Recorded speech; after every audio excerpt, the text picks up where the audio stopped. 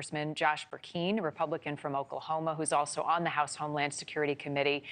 Thank you, Congressman, for being with us. I want to start, though, with the assassination attempt and this investigation. The Secret Service has said this isn't a resource issue. It sounds more like it may be an allocation of resource issue.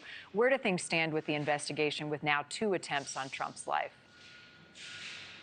Well, the Speaker has assembled a task force. Our chairman of our Homeland Security Committee, Mark Green, is among those members. And I have said this. I think you hit it exactly where it's at. This is an allocation issue. And as of last night, I think you'll find confirmation of this, hopefully, but Trump is saying that he is pleased that he is now receiving presidential election numbers. And my assumption is, when he said that last night, buying a hamburger, that he's talking about total number of Secret Service agents that have been assigned. I also hope that means that the perimeter issues that we've been seeing, whether at Butler or also on the golf course, are going to be solved as well. Many of us have had great angst over these perimeters that have, on the outer perimeter rather, that have not been secured. Right. You think presidential level security would inquire a perimeter sweep, whether it's an off-the-record event or not. You were on the ground, Congressman, in Butler. What questions do you still have about the lapses in security at that first attempt? Yeah, the egregious activity where in the command center that you have a text message that is sent from the local law enforcement who had been assigned to the outer perimeter. And we know that, based upon the information we gathered, there was a 20-minute before the shot occurred where they inquired with the incident command center saying, we have a picture of a gentleman. The inference is that he was on the roof or about to be on the roof. And we have this picture. Who do we send it to of this gentleman that's, could be a threat? And the response to the local law enforcement out of the incident command center is, hang on, let us find you a cell phone number, text it to this number. The local law enforcement then responds, text to a no-name number. They don't know where they're sending this. And so why wasn't someone in the incident command center who is looking across the table at someone that had the ability to say, do not allow him to go on the stage? This is 20 minutes before the shots were fired.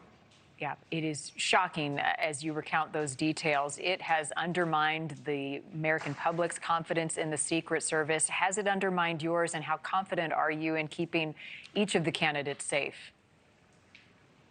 Yeah, look, I want to reiterate what President Trump keeps saying, that he keeps talking about the brave men and women on his detail. I'm not undermining that, nor anyone asking these questions or pointing out what common sense tells us some fault.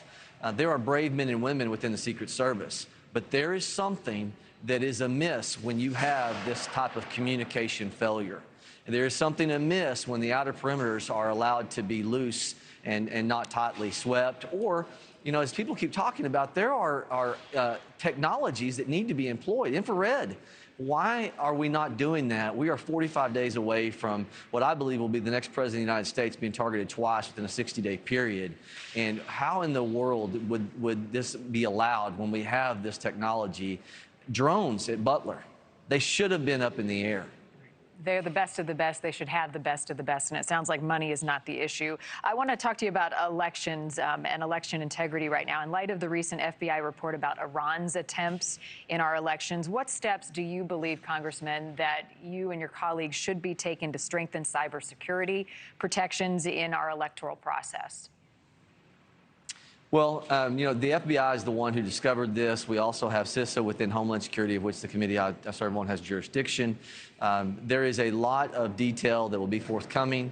I'm sure there's going to be, hopefully, a great number of suggestions. But we do know this was caught. It was, at least alerted. And I look forward to hearing from the technology experts on how we can stop this from happening. I thought it was more than humorous, Trump's commentary on his X account of Iran, Iran, Iran. And I got tickled a minute ago. Here's his comment about not the Russia, Russia, Russia crap that never proved to be true. this is real. This is legitimate. They do not want a man who is cutting off the dollar supply going to their country. This is the country that is targeting Israel through their proxies. This is a real desire to keep Donald Trump from being in the White House because they know he plays hardball, not softball. Thank you for watching. Go to newsnationnow.com to find NewsNation on your television provider. And don't forget to click the red subscribe button below to get more of NewsNation's fact-driven, unbiased coverage.